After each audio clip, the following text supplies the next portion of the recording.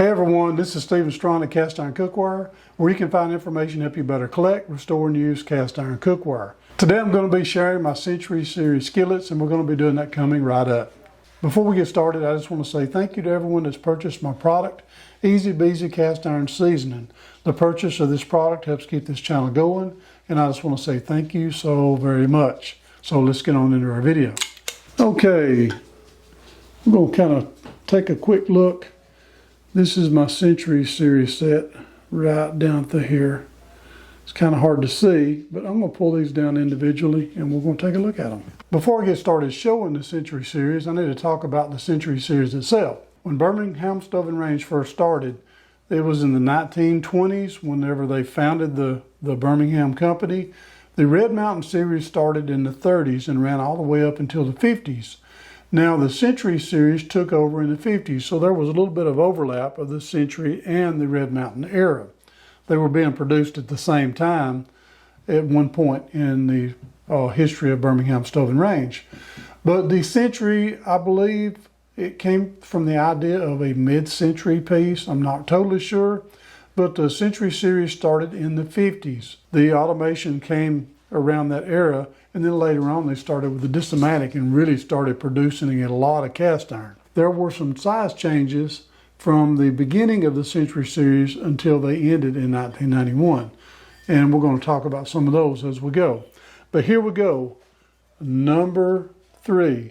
And in case you haven't seen BSR or Birmingham Stove and Range, this little prominent ridge is very dominant on the Birmingham Stove and Range pieces. Also, this little teardrop shaped hanger hole. Looks more like a teardrop when you turn it this way. So we have the heat ring that doesn't have any breaks in it. It's solid. And this one right here for a Century Series is really nice.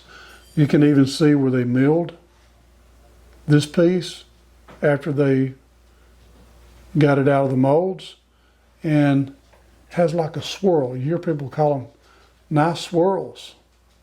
Later on they quit doing that because they were trying to make things more efficient and less expensive to keep things rolling along and keep their bottom line, to keep them in business. Of course, eventually they went out of business. But this is a number 3, and it is a 6 5/8.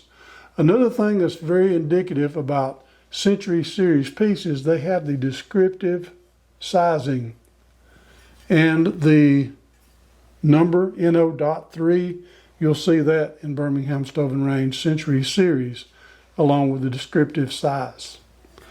Now this is a 6 5/8 inch. The heat ring is not that size. This is the entire size of the skillet. Now when you measure a piece like this, it's measured from the outside to the outside. And what I like to do, I measure not on the pour spout, but a little bit above the pour spout and a little bit under the pour spout. Now that size on this piece will be 6 5/8. The heat ring from outside to outside is going to be 4.5 inches. So how in the world does the number 3 even translate to that? Well, the stove eye were different sizes in every company. Birmingham Stove and Range had a little different stove eye size than, say, Griswold or some of the other companies. I think that one of the reasons for that is a little bit of a marketing strategy. You buy the stove, you have to buy the cookware to go along with it. But it all worked just as well, interchanging without any real issues. But there we have it, the number 3. Now here we go again. We have a number 5. And again, we have the prominent ridge, the teardrop hanger hole.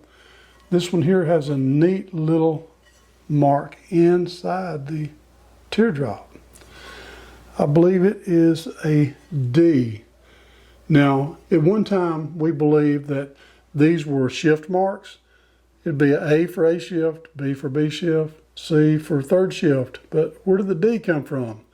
We don't really know, unless maybe for some reason this was a odd shift, maybe a weekend shift or a holiday shift or some special shift. We don't really know.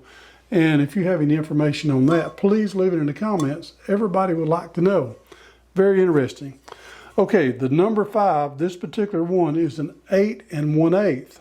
Originally, I believe the first ones were just 8 inches. And then they changed to 8 1/8. Don't really know why. This one here has an inspection mark. You say that looks like a Phillips head screw that's been put in that one. That's probably what it is.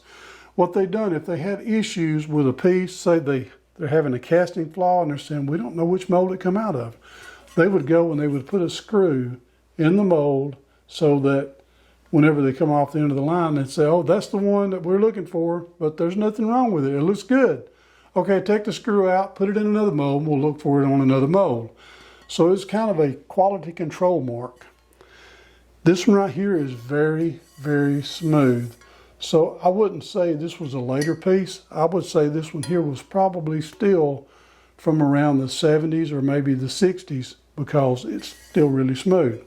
Now here's one that you don't see very many of, and it is a number 6.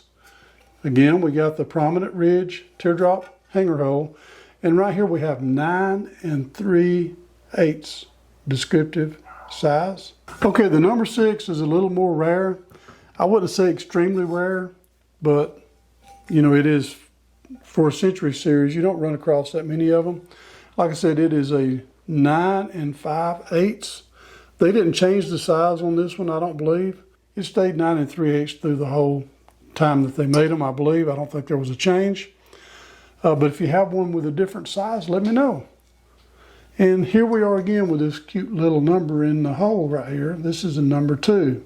Like we're saying, you'd see an A, B, and C, and also a D.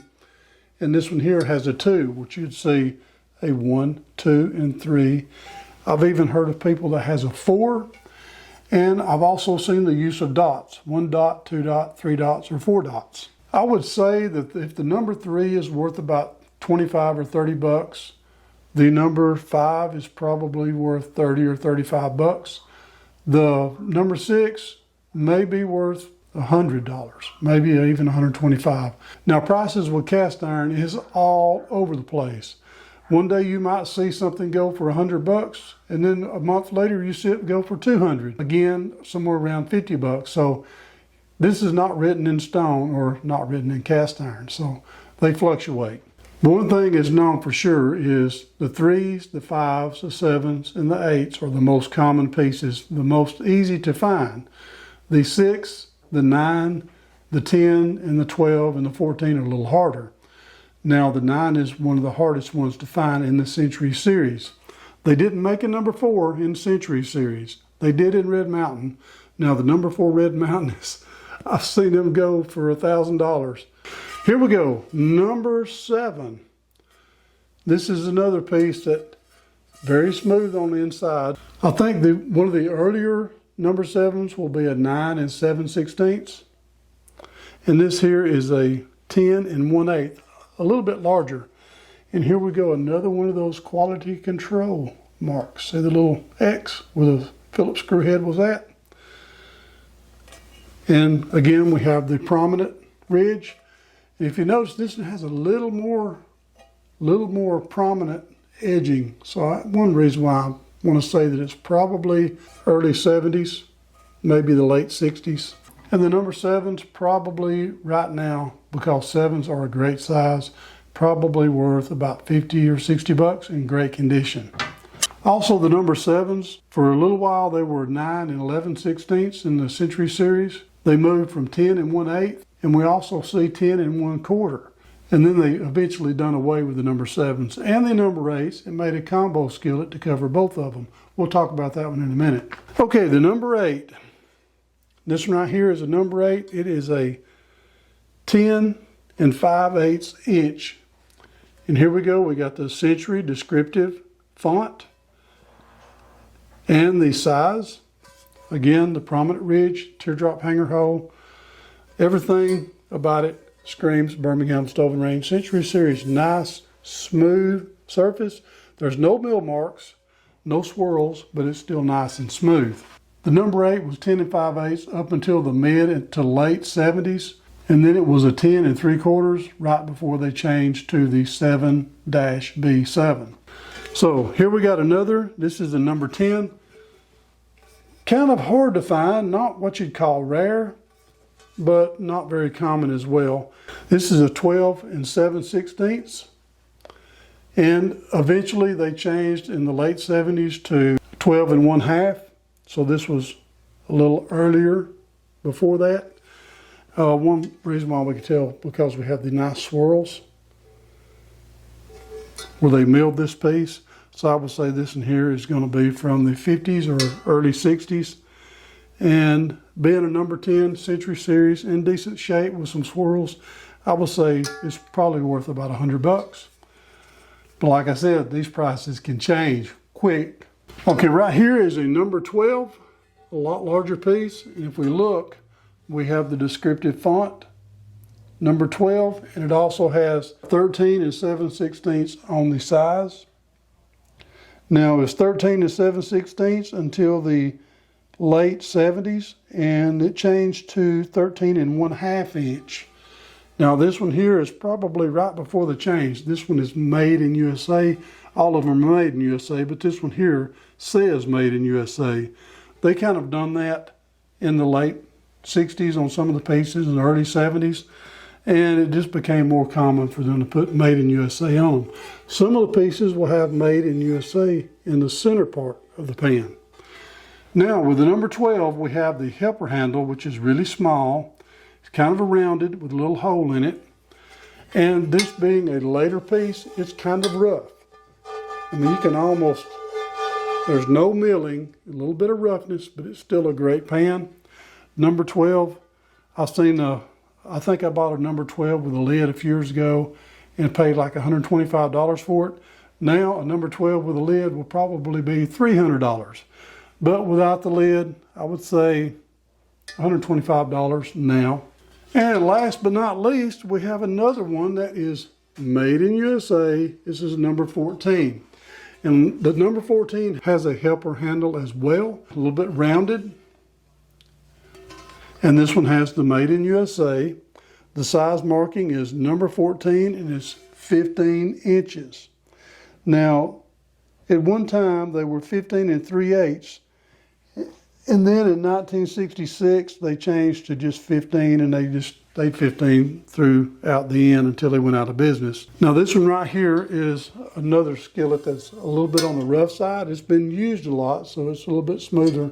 This is the one that started my collection. Now the 14 and the 12 are the only ones that have the helper handle. And it's the same way in the Red Mountain series as well. Now we see a prominent ridge, but not quite as prominent as we've been seeing. The teardrop hanger hole is still prominent. And as I promised, we're going to go back and talk about the 8B7. Now, that is what it looks like. It has got a size marking of 8-B, and in parentheses we have 7. And we have a 10 1/4 inch. Of course, we have the made in USA, and I've seen a few of these with the made in USA in the middle.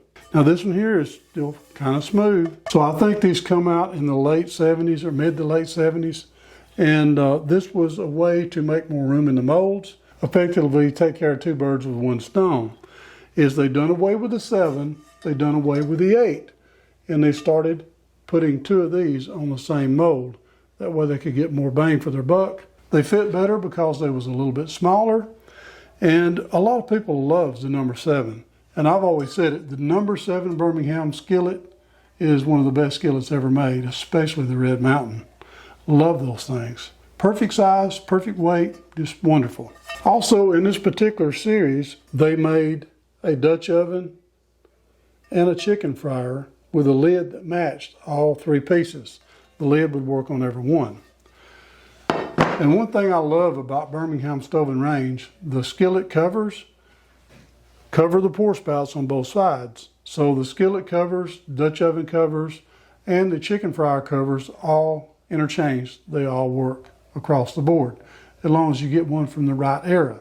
Now, if you get a number 8 lid from a very late time, they'll be a little bit too large to fit on an earlier century number 8. That's the only difference. So I hope that you've enjoyed the journey through the skillets of Century Series from Birmingham Stove and Range. And if you have, please don't forget to subscribe, hit the notification bell, and I'll promise to keep more coming. I just want to say thank you again for watching Cast Iron Cookware.